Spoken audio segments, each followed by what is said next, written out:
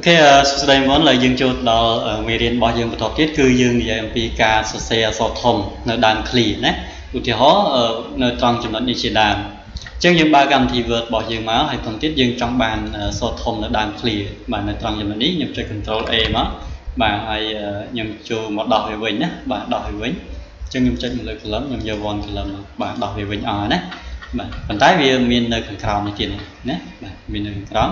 អញ្ចឹងខ្ញុំអាចចុចលើកន្លែងនេះខ្ញុំចុច key delete មកវិញទាំងអស់មួយទៀតយើងចង់បានអក្សរធំនៅដើមអញ្ចឹងឧទាហរណ៍ថាខ្ញុំចង់ឲ្យអក្សរ K នេះណាបាទ K នេះវាទៅជាអក្សរធំអញ្ចឹងខ្ញុំគ្រាន់តែចុចទៅលើវានឹងមកហើយបន្តទៀតខ្ញុំចូលយកពាក្យថា insert ណាបាទចូលមកយកពាក្យថា insert មកអញ្ចឹងយើងចូលមករកពាក្យថា crop cap ណាបាទ crop cap ដល់យើងមើលទៅលើរូបមន្តរបស់យើងគឺទី1យើងចូលមក insert នឹងមកហើយមាន crop cap នៅត្រង់ចំណុចនេះបាទ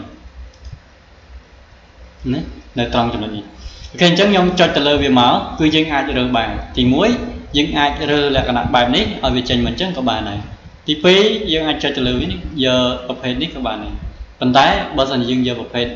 ទី2នេះគឺអត់ស្អាតទេណានេះគឺធំដែរអូខេធំដែរណា